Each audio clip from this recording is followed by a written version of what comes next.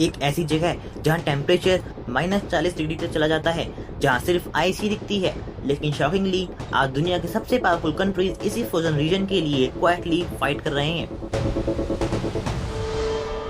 Russia military bases बना रहा है, अमेरिका सबमरीन भेज रहा है और चाइना बिलियंस इन्वेस्ट कर रहा है।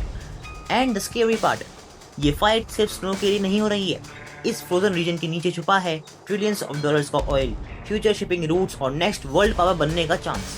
और इस ग्लोबल कंपटीशन का नाम है the battle for the Arctic. सबसे पहले समझते हैं आर्कटिक एक्चुअली है क्या। आर्कटिक अर्थ का नॉर्दर्न मोस्ट रीजन है, बेसिकली नॉर्थ पोल के अराउंड मैसिव फ्रोजन एरिया। इस रीजन में countries like Russia, USA, Canada, Norway और डेनमार्क डायरेक्टली कनेक्टेड हैं। अर्लियर ये रीजन मोस्टली यूजलेस माना जाता था क्योंकि थिक आइस की वजह से शिप्स प्रॉपर्ली ट्रैवल नहीं कर सकते थे, माइनिंग डिफिकल्ट थी और वेदर एक्सट्रीमली डेंजरस भी था। लेकिन फिर क्लाइमेट चेंज ने सब कुछ चेंज कर दिया। ग्लोबल वार्मिंग, जिसका असर पूरी दुनिया पर आज साफ देखा जा सकता है, उसी चीज का असर इस आर्कटिक रीजन में भी देखा जा सकता है। क्योंकि जैसे जैसे अर्थ वार्म हो रही है, आर्कटिक आइस रैपिडली मेल्ट हो रही है एंड सडनली कंट्रीज को रियलाइज हुआ कि इसके नीचे तो मैसिव रिसोर्सेज छुपे हुए हैं। साइंटिस्ट एस्टिमेट करते हैं कि आर्कटिक में huge oil reserves, natural gas और रेयर मिनरल्स मौजूद हो सकते हैं। एंड दैट चेंज्ड एवरीथिंग, क्योंकि जो कंट्री आर्कटिक को डोमिनेट करेगी वो फ्यूचर इकोनॉमी और ग्लोबल ट्रेड को भी इन्फ्लुएंस कर सकती है। अब यहाँ आता है सबसे important part, shipping roots.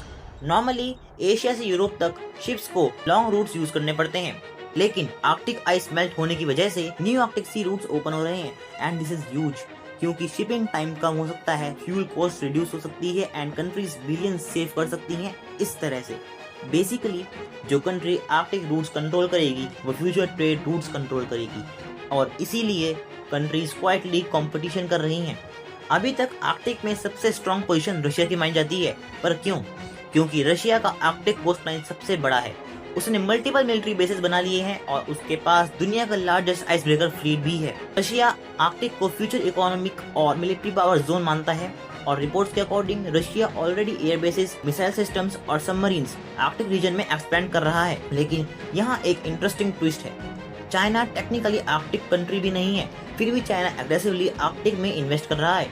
China खुद को नियर आर्कटिक स्टेट बोलता है और चाइना का गोल सिंपल है, फ्यूचर ट्रेड रूट्स, रिसोर्सेज और global influence. This is also connected to China's polar silk road strategy. अब प्रॉब्लम ये है, आर्कटिक के कई एरियाज पर ऑनरशिप प्रॉपर्ली क्लियर नहीं है, मीनिंग कंट्रीज कम्पीट तो कर रही हैं सी बेड क्लेम्स के लिए, ऑयल रिजर्व्स के लिए, शिपिंग कंट्रोल के लिए और मिलिट्री डोमिनेंस के लिए।